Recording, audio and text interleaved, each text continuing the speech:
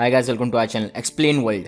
हम यहाँ पे लाते हैं आपकी फेवरेट मूवीज़ की हिंदी एक्सप्लेनेशन। तो इस बार हम आपके लिए एक बहुत ही बेहतरीन मूवी जो आपको बहुत ज़्यादा पसंद आएगी, the map of tiny perfect things. ये मूवी रिलीज हुई थी 2021 में। ये एक रोमांस साइंस फिक्शन मूवी है। इसे IMDb ने 6.8 की रेटिंग दी थी। इसे रॉटन टोमेटोज ने दिए थे 76%। इसे मेटाक्रिटिक ने दिए हैं 61% और इसे 75% लोगों ने लाइक किया है। इसके डायरेक्टर थे यान सैम्यूल्स। इस इंटरेस्टिंग मूवी की अमेजिंग कास्ट है। काइल एलन जिन्होंने रोल प्ले किया था मार्क का, कैथरीन न्यूटन ने रोल प्ले किया था मार्गरेट का, जोश हैमिल्टन ने रोल प्ले किया था डैनियल का, सीलियो फ्रेसर ने रोल प्ले किया एमा का। ये मूवी बहुत इंटरेस्टिंग है जब एक टाइम लूप में मार्क फंस जाता है और उसका हर दिन रिपीट होने लगता है। इसी बीच उसकी मुलाकात मार्गरेट से होती है जो खुद भी ये एक्सपीरियंस कर रही है। अब ये देखना बहुत ही इंटरेस्टिंग होगा कि वो दोनों इस टाइम लूप से बाहर कैसे निकलेंगे। कहानी की शुरुआत से पहले चैनल को सब्सक्राइब करें। स्टोरी अच्छी लगे तो लाइक करना। बाकी आपके फीडबैक के लिए कमेंट बॉक्स तो है ही। So now let's begin the story. कहानी की शुरुआत मार्क नाम के टीनेज लड़के से होती है। वो एक टाइम लूप में फंस गया है।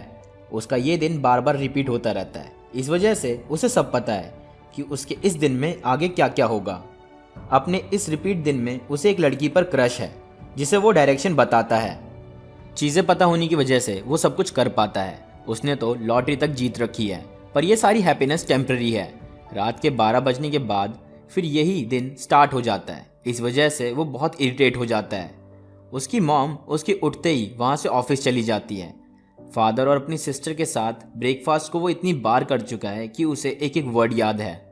फिर मार्क एक होप के साथ कम्युनिटी पूल जाता है और अपनी क्रश को बीच बॉल से बचाता है। और वो यही बार बार करता है इस चाह में कि वो उससे बात कर पाएगा। फिर एक दिन उस बॉल को मार्गरेट आकर पकड़ लेती है जो हर रोज़ मार्क पकड़ा करता था।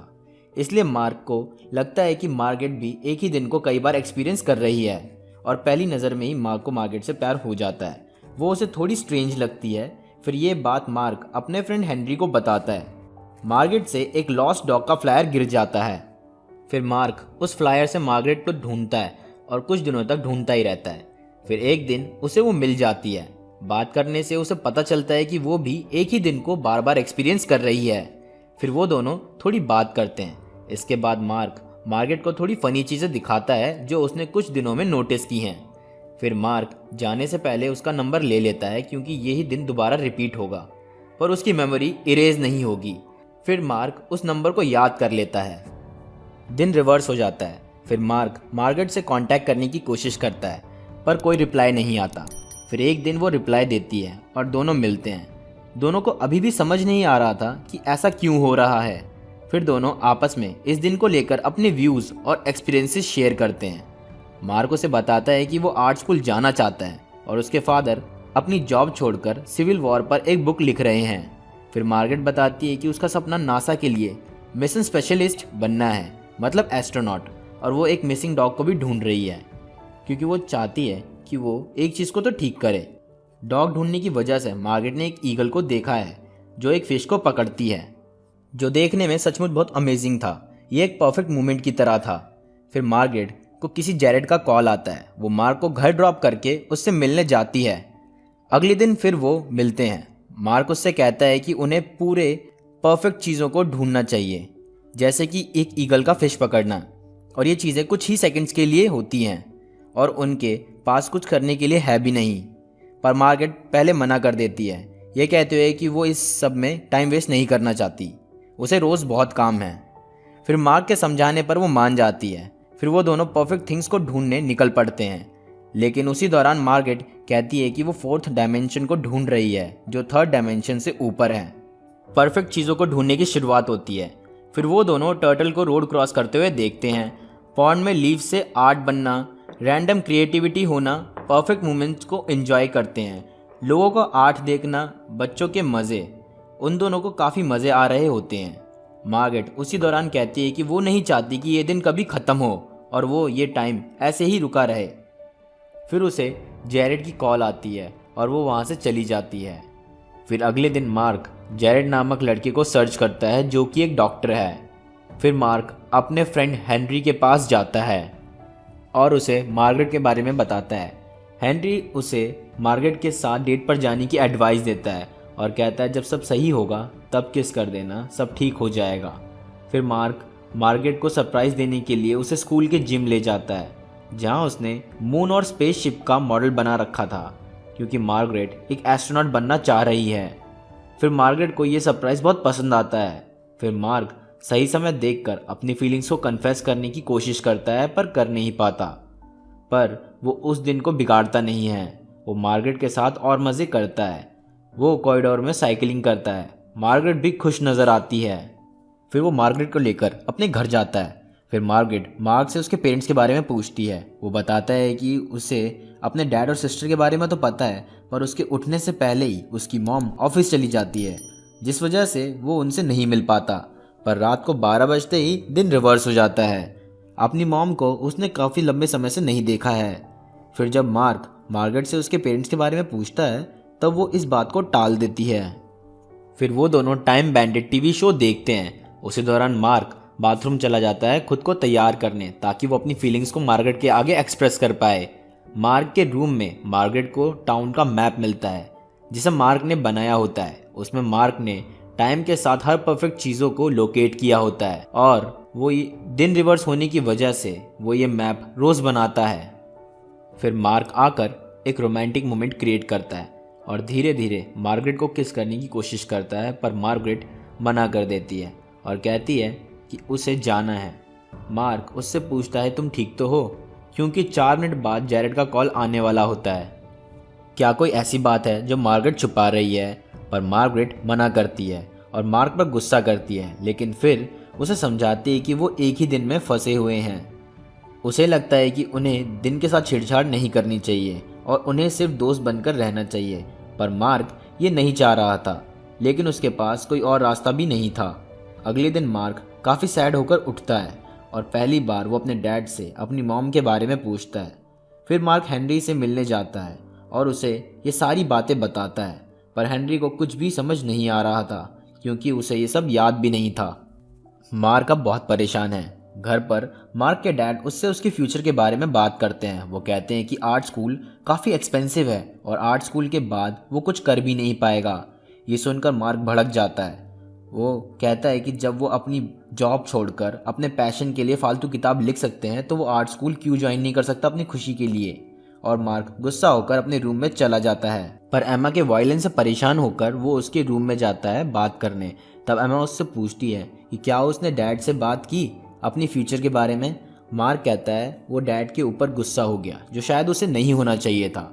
एमा कहती है वो शायद अभी आर्ट स्कूल का खर्चा उठा नहीं सकते, क्योंकि उनकी नौकरी अभी नहीं है और घर के खर्चे भी मॉम की जॉब से निकल रहे हैं, तो वो चाहकर भी मार्क को आर्ट स्कूल नहीं भेज सकते। और एमा मार्क को कहती है कि उसे दूसरों के बारे में भी सोचना चाहिए। मार्क अगले दिन से अपने अलजेब्रा क्लास में जाता है और अपने टीचर से पूछता है, अगर वक्त रुक जाए और बार बार रिपीट हो तो तब क्या होगा और ये कैसे पॉसिबल है। टीचर के पास इस अजीब सवाल का कोई जवाब नहीं था, पर उनकी बातों से मार्क को एक आइडिया आता है कि अगर वो प्लेन से किसी दूसरे देश में अमेरिका से दूर चले जाएं, तो क्या पता टाइम का ये लूप टूट जाए और ये सब खत्म हो जाए। फिर दोनों मिलते हैं और परफेक्ट चीज़ों को ढूंढने लगते हैं, लेकिन उन्हें ज़्यादा मज़ा नहीं आ रहा था।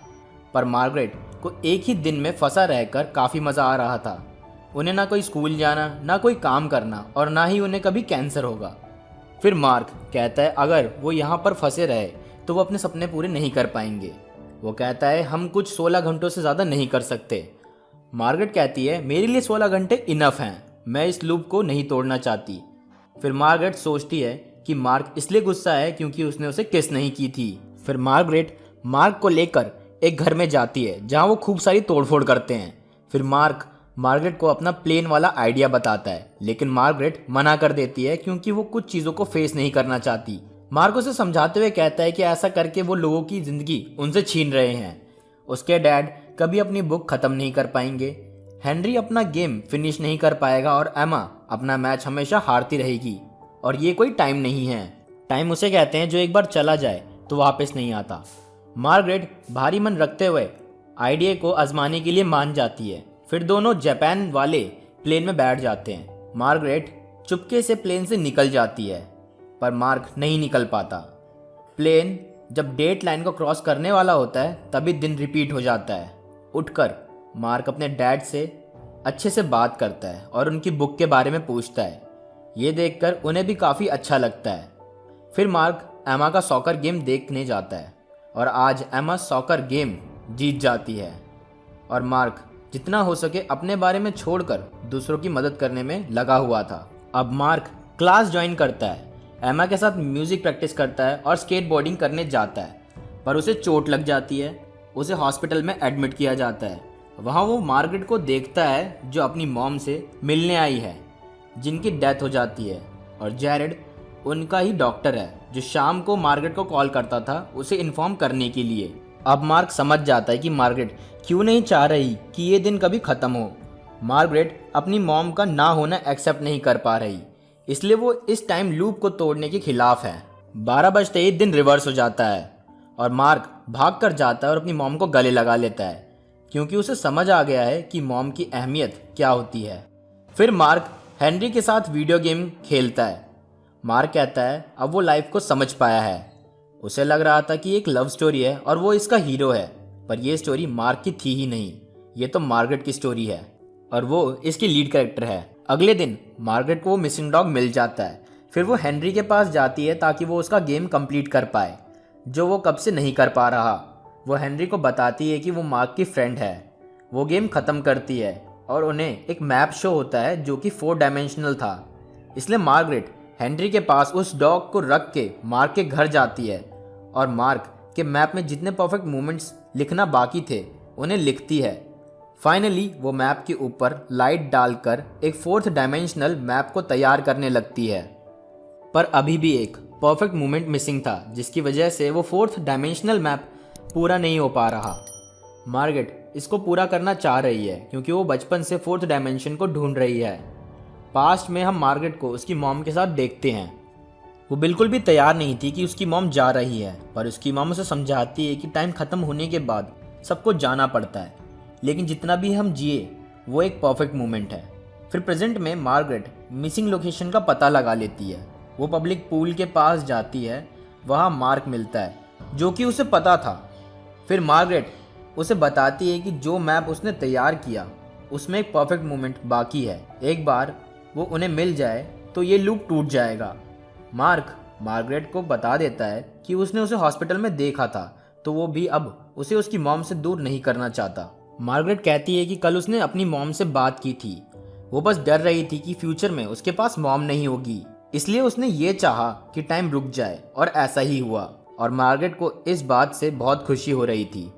लेकिन जब उसे मार्क मिला तब उसे समझ आया कि उसके लूप से बाहर निकलने का समय आ गया है। उसे लगता है वो दोनों सपने में हैं और बाकी सब जागे हुए हैं।